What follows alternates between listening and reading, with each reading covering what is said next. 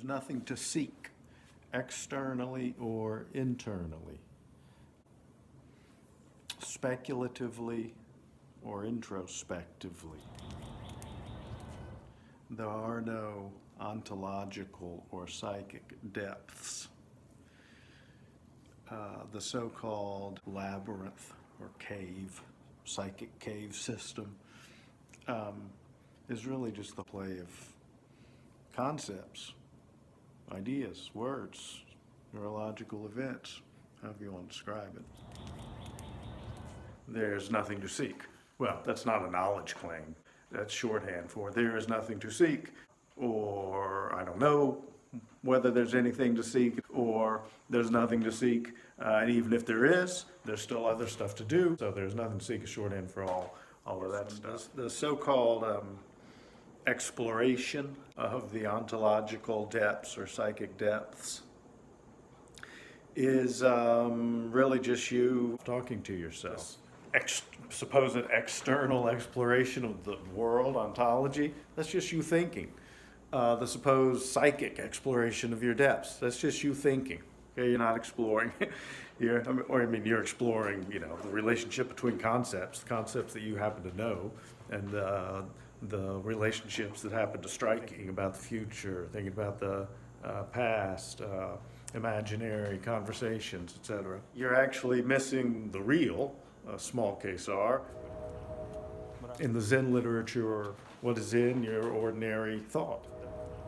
Or teach me about Zen. Have you had your breakfast yet? Yes, I have. Well, then go wash the bowl.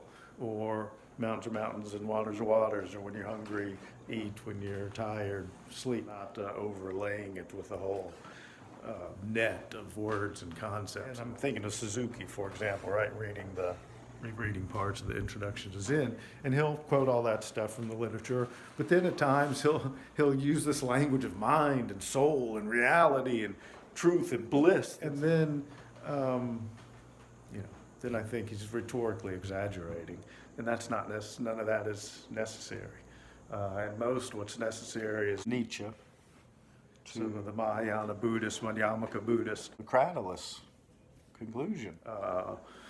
Emptiness and dependent origination. From Nietzsche, what's necessary is to Mahayana, in particular Madhyamaka, Nagarjuna, ontology, epistemology. So the Mahayana Buddhist, Madhyamaka Buddhist, it goes into Zen. So you look into Zen, but then it's overlaid with the religious rhetoric and religious practices and ritual. Better to actually follow through on what Suzuki sometimes suggests or just says. There's no doctrine, there's no religion, but there is, even in Suzuki's telling. Better to have a secular Zen, which in a way would be more Zen than Zen.